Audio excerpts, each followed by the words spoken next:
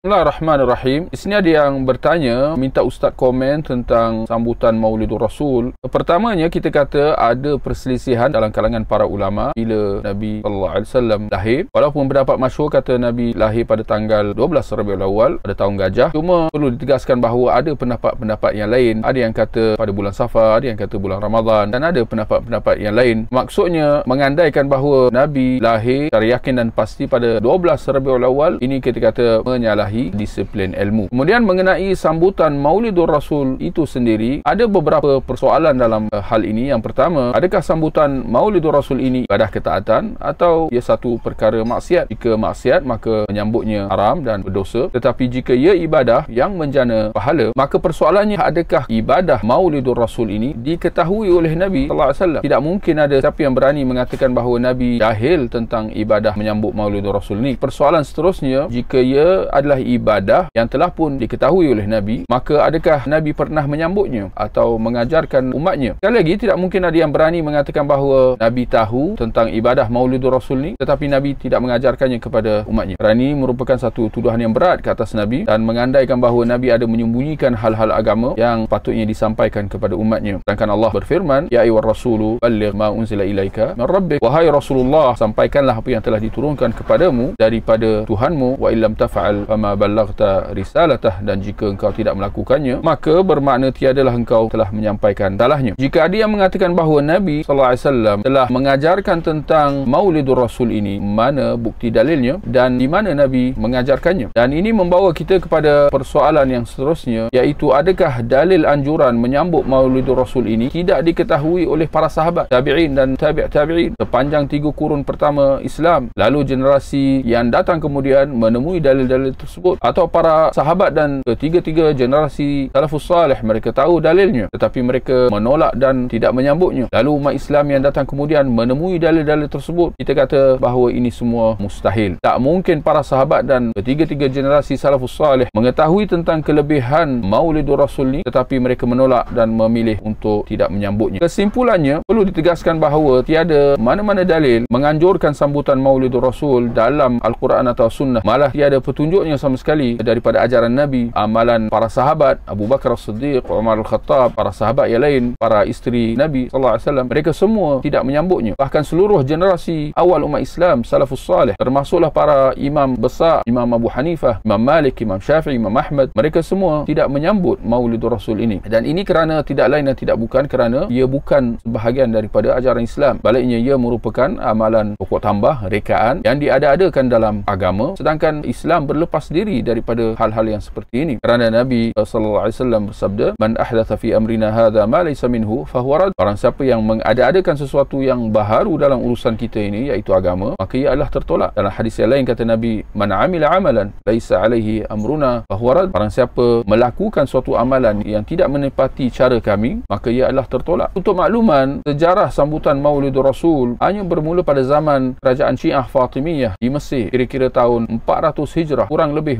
400 tahun selepas kewafatan Nabi sallallahu alaihi wasallam. Jadi jelas bahawa ia bukan sebahagian daripada ajaran Nabi yang disampaikan, yang dibawa oleh Nabi sallallahu alaihi wasallam, yang diamalkan oleh para sahabat. Sebaliknya ia adalah suatu yang ditokok tambah dalam agama, lalu dianggap oleh sebahagian umat Islam sebagai sebahagian daripada agama, sedangkan realiti petunjuknya ia bukan demikian. Sallallahu alaihi wa sallam Muhammad wa ala alihi wa sahbihi ajma'in.